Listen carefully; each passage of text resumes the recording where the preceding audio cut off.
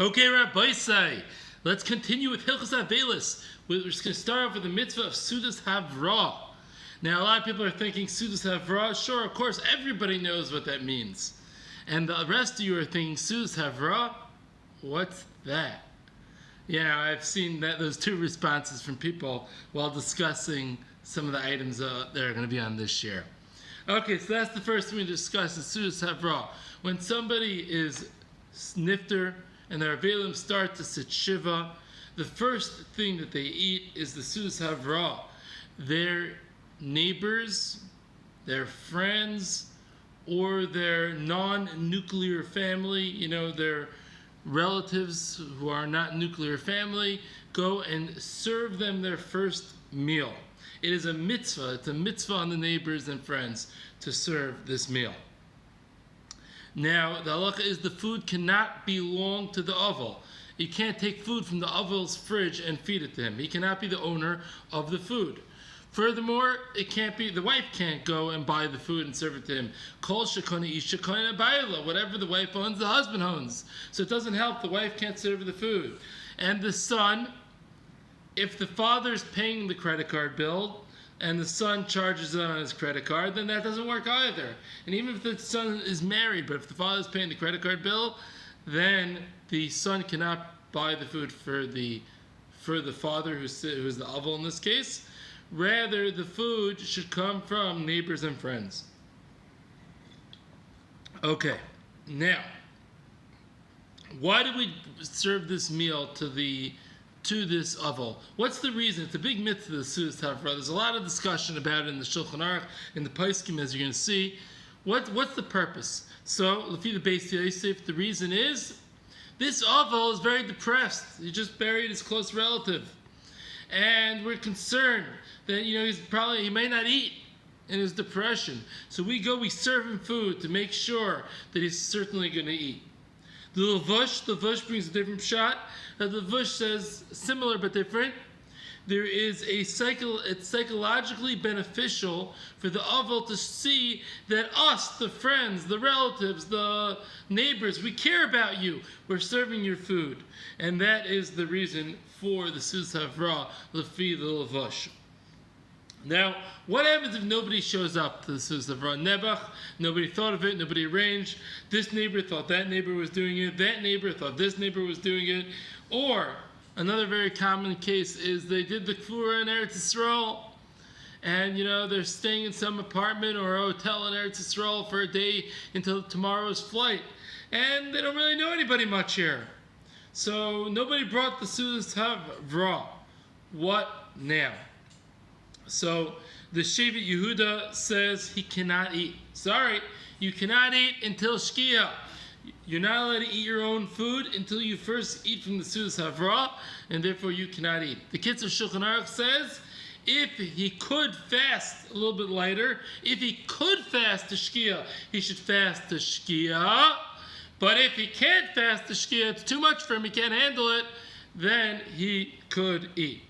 L'maisa, the Taz says that no, he can eat, because he's medayik. It's a mitzvah on the neighbors. It's a mitzvah on the friends. It's not a mitzvah on the Avel. If the neighbors and the friends aren't doing their mitzvah, then the Avel shouldn't eat. Why should the Avel deal with the negativity, get punished, so to speak, because the friends, relatives, and neighbors didn't do their mitzvah? And Zak the Taz, the Avel could eat. Now, if it's, if you have 15, 20 minutes, a half an hour to Shkia, then, wait, don't eat. And once Shkia comes, you could eat anyways. But if you have a long time till Shkia, one could certainly rely on the Taz, and the Avel could eat. As we mentioned before, we have a klal, Safek Aveilus L'Kula, and therefore you could certainly rely on the Taz. Now, what if the Avel doesn't want to eat? He's not in the mood of eating. Either he's not hungry because he's physically not hungry, or he's not hungry because mentally he feels like he can't eat. Either way, so he is allowed to fast until Shkia. It's his prerogative. He could decide to do it. It's based on the Shach and the Bach. This is how they understand the Shulchan Aruch. L'maisa, he doesn't need to eat. It's not a chiyuv. Now, we say that somebody shouldn't even have a snack before the Seudas Havrah. It's not just a meal. L'maisa, the Sefer Lechem Hapanim says that you're allowed to have a drink before the Seudas Havrah. The Badei HaShulchan and most poskim say even a drink you're not allowed to have before the Seudas Havrah. The Nishmas Yisrael says that if the Avel is hungry and, listen, there's no Seudas Havrah around and the Avel is hungry, then he can take a snack. Don't have bread, don't have cake, don't have mezainis pretty much, but you can have a snack. And, b'makom tzarech, one could rely on this, I guess. Now, l'maisa, what foods are served by a Seudas Havrah? So the Gesher Chaim brings the minhag of bread and cake. The Kitzer Divrei Seifrim brings down that bread should be round. Now, most people serve bread. Not everybody is makbid on this idea that the bread should be round, this idea that we just quoted. Now, in the past, when I brought Seudas Havrah to Aveilus, I've usually brought bagels. I like bringing bagels for 3 reasons. Reason number 1 is it's bread. Reason number 2 is it's round. Reason number 3 is everybody likes it. So I think that's a great thing to bring bread. Now, the Shulchan Aruch brings down the minhag that the Avel eats eggs or cooked lentils. Why eggs or cooked lentils? Because since it's round, it represents the life cycle of human beings. People are born, people die. And therefore, and also it doesn't have a mouth, it doesn't have a pat, so therefore it doesn't have, like the Aveilus don't have what to say, what to speak about. They're just wowed by the situation or, distraught by the situation. But the main reason seems to be the life cycle of the world. And therefore they have the round egg or the round lentil. L'maisa tachlis, very few people do the lentils. Most people do the egg. Okay, and the poskim bring down that the eggs should be peeled by somebody else. The Aveilus shouldn't peel the eggs because it looks like they're into their food where they're going and peeling the eggs. Rather, somebody else should peel it for them and serve them the peeled eggs. The poskim also bring down, Shulchan Aruch, I think it is, that says in Mefurish, that the bread and egg should be handed into the hand of the Aveilus. You shouldn't just put it on the table in front of them, you should actually hand it to them. And some people, therefore, never hand bread throughout the year because it's a Avel Dika thing to do. I don't really understand that as a side point, because if you would do it by Avel and do it by every other Shabbos as well, then it wouldn't be a Avel Dika thing to do. But Tzarachin, I leave this type of stuff in the Mikubalim. I know a lot of people are makbid not to hand bread throughout the year, but apparently by Avel you're supposed to hand the bread and the egg directly to the Avel. Some have the minhag of drinking a little wine, as the Gemara in Ksubas says that wine was created for Nichem Avelim, but don't drink too much. The poskim speak out and they say that meat can be eaten as well. Actually, this week I was speaking to a tzaddik of Yerushalayim. There's a tzaddik, I know a lot of people think of this tzaddik when the chazan in Chazar Shah says, Al HaTzadikim. So a lot of people think of this tzaddik. So he told me that this week he brought to an Avel, he brought a shawarma. I thought, Gishmak, amazing. There was eggs also, and he brought a shawarma. I thought that was perfect, amazing. Why? Let's think. Shawarma has bread? Yes. Is it round? Yes. The lafa that it's on is round, and when you wrap it up, it's round. So round, great. Shawarma, it's round. And are you allowed to have meat? Yes, you're allowed to have meat. And at some of the shawarma places, I know there's one of the falafel places locally, they serve these like eggs. I don't know, I'm too like Ashkenazi to know what's going on with those eggs. I'm not really sure what the story is. But some of these like more Sephardi type of shawarma or falafel places serve those eggs. So if you flip one of those eggs in as well, you got everything. So, and once again, there's another ma'ila that everybody likes shawarma. So, I think that l'chayra was a good move. Now, once the Avel eats a kizayas, combined kizayas of bread egg, then they could eat their own food whenever they want. Fine. Now the Shulchan Aruch brings down that a man shouldn't serve the Seudas Havrah to a woman, and a woman shouldn't serve the Seudas Havrah to a man unless they are close relatives. So a brother would be able to give to a sister, or sister to a brother, assuming only one of them was sitting shiva, that would be okay. But stop for a man to bring to a woman or a woman to bring a man is a problem. To bring a group of men and women sleeping together, sitting together, so either a man or a woman could bring to a group of men and women who are sitting shiva together. Now, on Erev Shabbos, within 3 halachic hours of Shabbos, 3 zmanias of Shabbos, one is generally not allowed to have a satiating meal, a filling meal.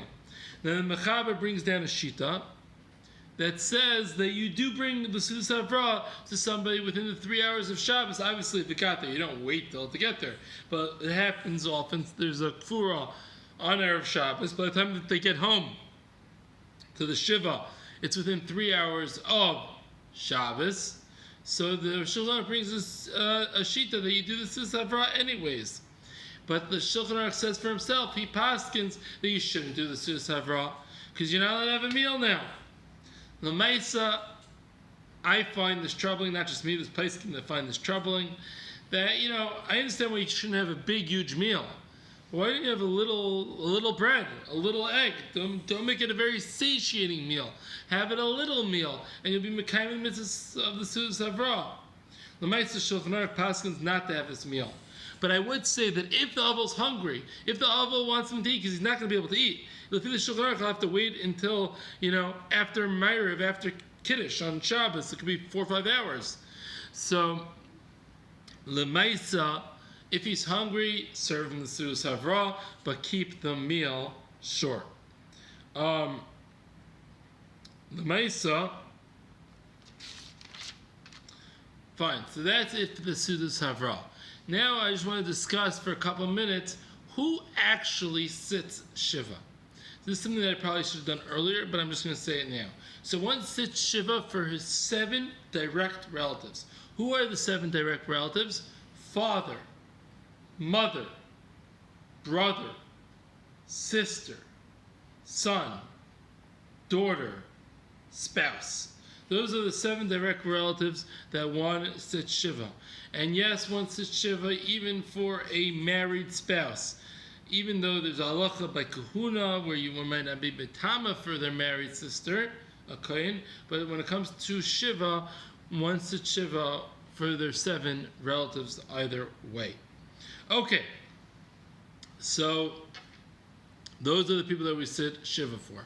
What about an adopted son? Does the adopted son sit shiva for the father? Does the father sit shiva for the adopted son? So the Tshuvas Ramah is mashma that an adopted son will be able to say Kaddish for the father. So if he's mashma that the adopted son says Kaddish for the father, b'pashtus, that means that he sits shiva, but granted it is not mukhrach. Okay, so l'maisa, is he going to sit shiva or not? So there's various different opinions to whether or not he sits shiva. B'pashtus, I would assume it should be based on the big machlokes when it comes to how to treat adopted children in regards to hilchos yichud, for example, and in regards to hilchos negia. Do you treat that child like your own child, and therefore there is no isur yichud with the child of opposite gender, and there's no isur negia with the child of opposite gender? Or do we say, no, this is not your biological child, it's a stranger halachically, and therefore there will be isur yichud, isur negia. Most poskim are machmir, and they say that there's an isur negia, and there's an isur yichud, and sorry, what can we do? What can we do? What can we do? It's not your kid. This is the famous heter of Ramosha Feinstein. Ramosha Feinstein says, it's your kid. This is your kid. If you bring somebody up in your house, it's as if you birthed them, as the Gemara says. And therefore, we treat it as it's your halacha kid. There's no Isser Yichud. There's no Isser Negia. L'maisa, most poskim argue with this. L'maisa Tachlis, certainly in America, I'm not quite sure in Eretz Yisrael, but certainly in America, everybody relies on Ramosha, because it would be extremely difficult to have a Isser Yichud or Negia with one's child. And besides just the difficultness, there's a tremendous psychological advantage not to have Isser Yichud and Isser Negia with a child. Could you imagine the mother hugging every child before they go off to school that day, and this last one adopted child, she just says, bye-bye. Imagine the psychological distress that would cause, and therefore the olam is mekel like Ramosha.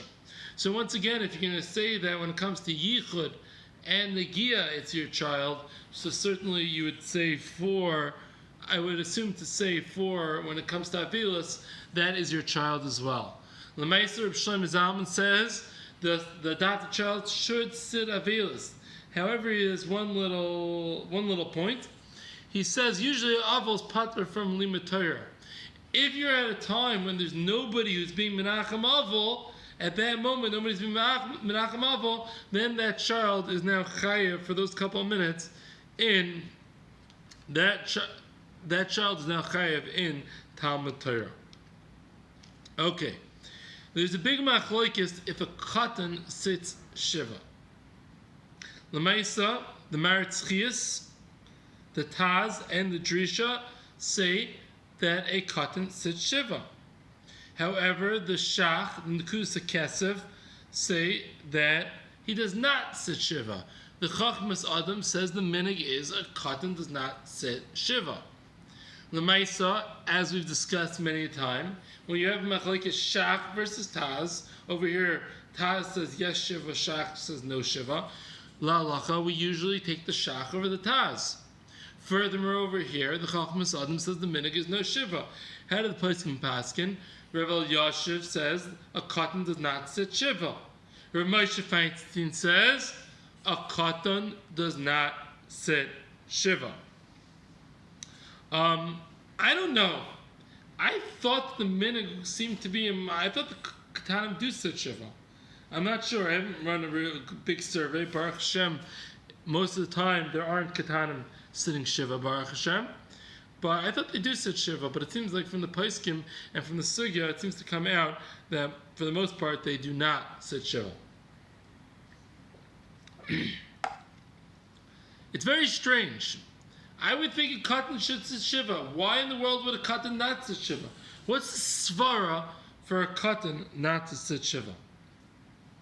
Why is it different than all the other mitzvahs that we're machanachim to do? So I saw three reasons. The Beis Hill says, Aveilus is all about tshuva. That's the whole concept in Aveilus. It's supposed to bring you to tshuva. This katan is not a bar oinshim.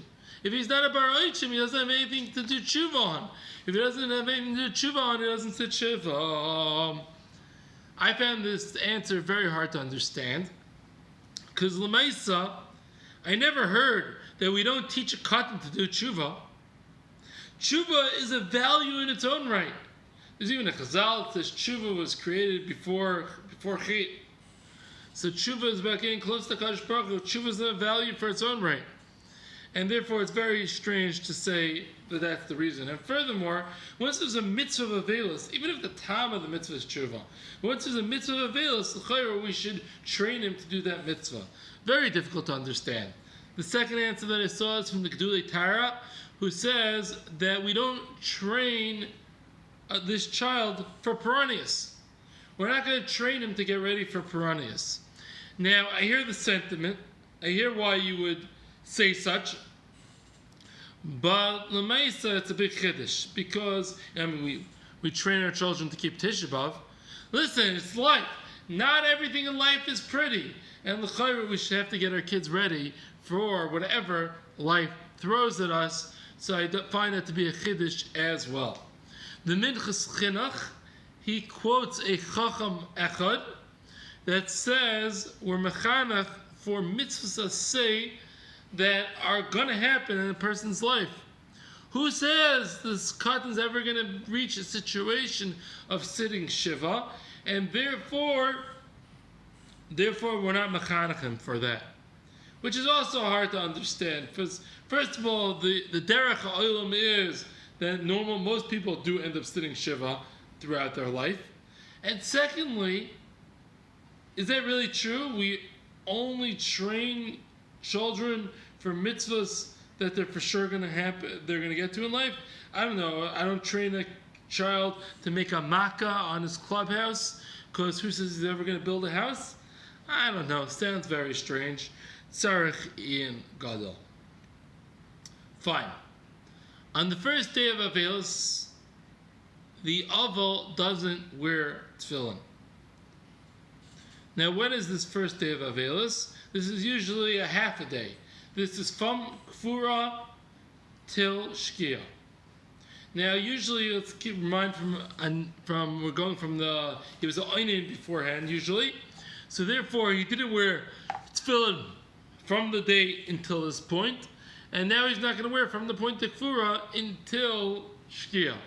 Now, for some people, there's no nafkamina, because sometimes it's the person, especially in Eretz Yisrael, that the person davened Shachris. After Shachris, the relative was nifter. They quickly had a levaya, had a kfura before shkia, and now this person will wear tefillin the next day. It could happen that a person doesn't even miss wearing tefillin.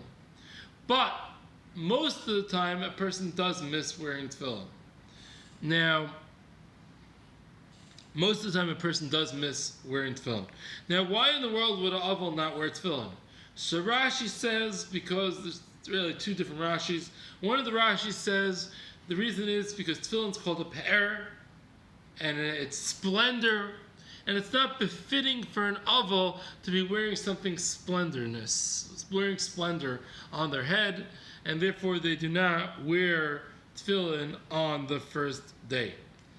The Levush has a different shot. The Levush says that tefillin, you can't have hesach hadas. You have to always be focused on your tefillin. This Avel on the first day is certainly going to have hesach hadas, and therefore he doesn't wear tefillin. You guys heard that? No hesach hadas in your tefillin. Because the Avel doesn't wear tefillin because he's bound to have hesach hadas. Okay. If the burial happened on a later day after death, not where the person was nifter Monday morning and got buried Monday afternoon, but certainly if there's travel, but even without travel, it's very often the person gets buried the next day.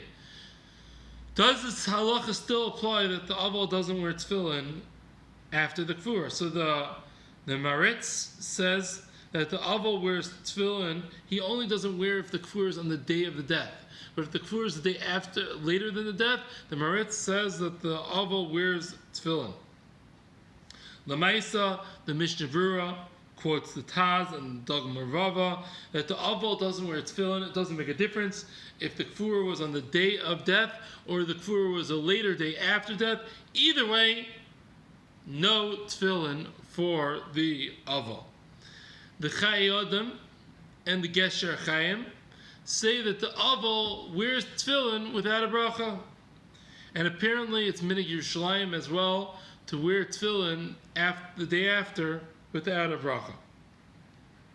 Once again, we're specific, the Chayyim and the Gesher Chaim and the Minig Yerushalayim that we're discussing is specifically when the kfur was on a different day than the death. If the kfur was on the same day of death, everybody agrees no tefillin. Now, those that don't follow Minig Yerushalayim should be pashtus follow the Mishnah Berurah and do not wear tefillin on the day of death. What if the person the relative dies on Chol Hamoed? So as we know, Aveilus don't start until after Yom Tov.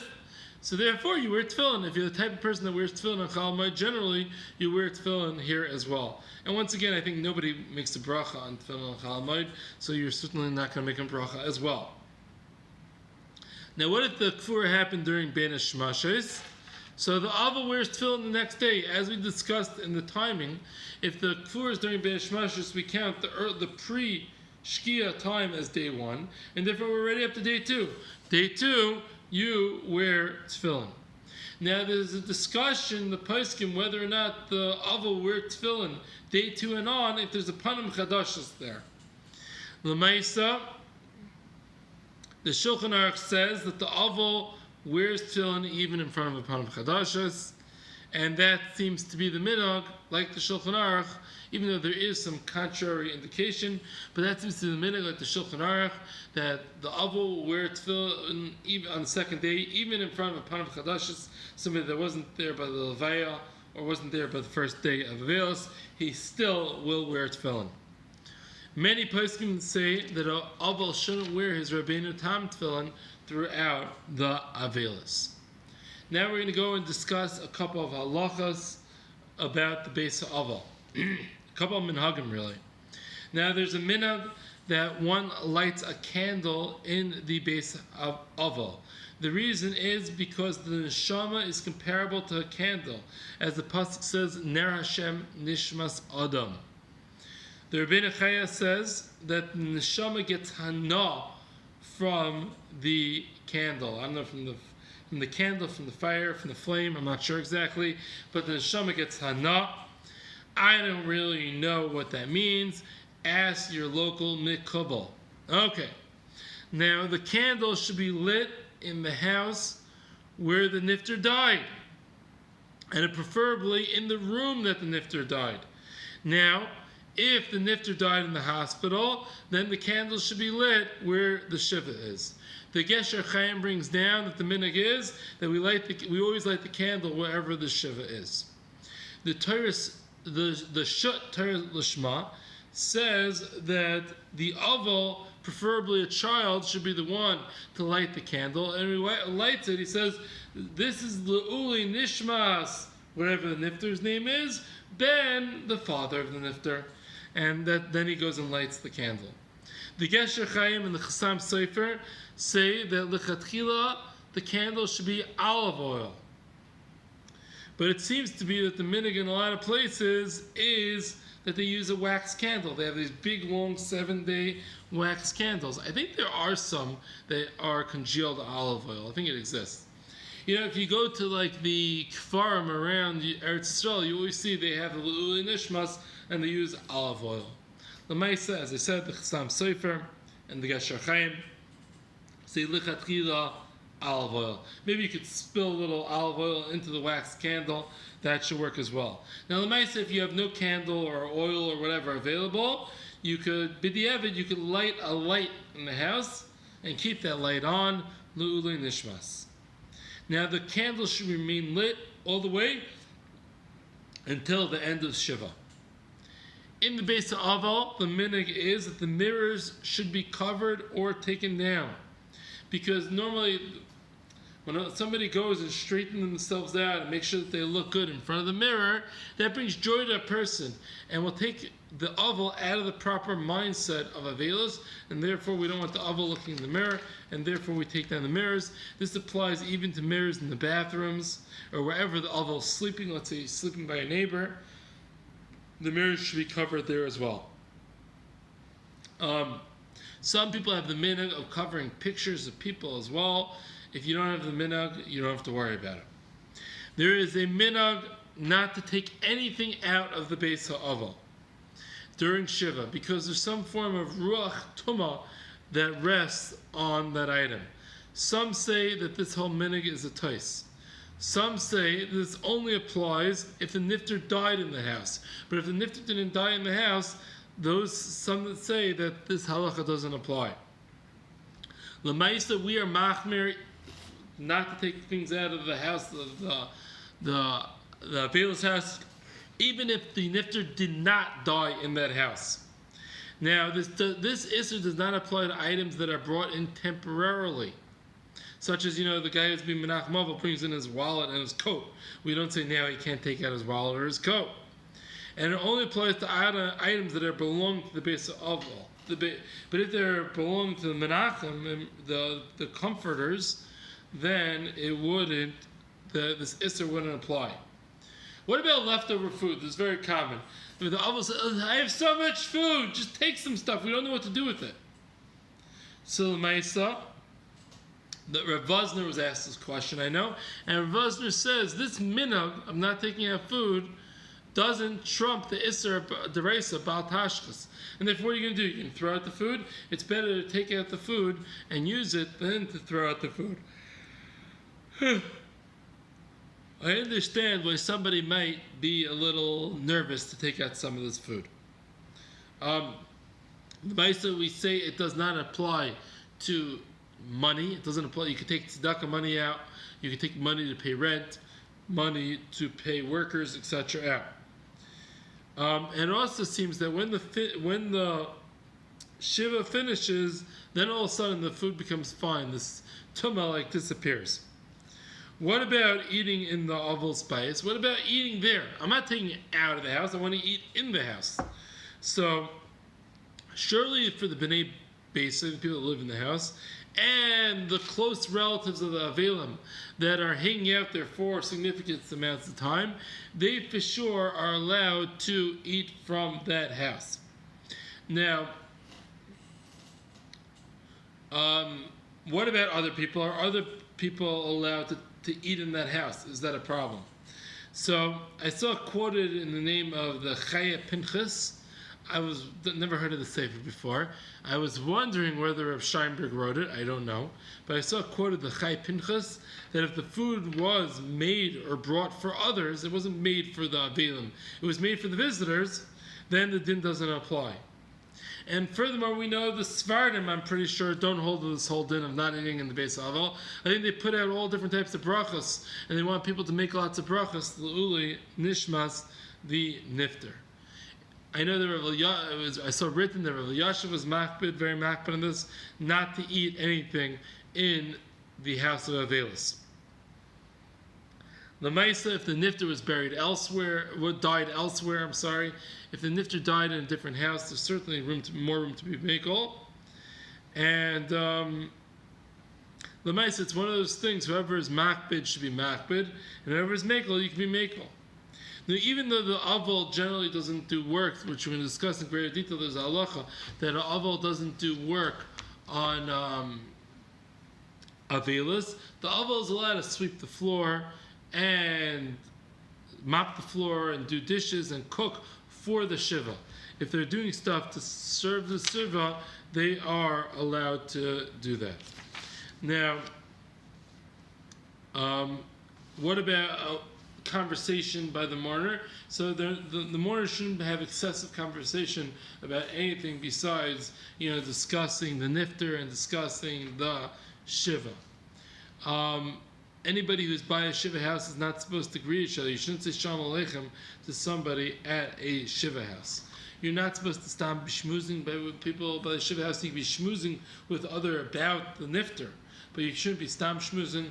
You shouldn't be learning Torah by the outside. We'll just see about Mishnah and Nishmas, but stam regular learning should not be done in the base ha'avel. There's a minhag of giving tzedakah in the base ha'avel. Now there's also a minhag, a inyan of finishing Sisha Sidrei Mishnah for the shloshim that many people do. The best way of doing it is for the children and grandchildren to be the ones to do the learning. If you're the type of family that could pull it off, great. If not, then it could be given to others to help you get through those mishnayos. Thank you for listening, and it's Shem with the schus. Everybody should live and have arichas yomim.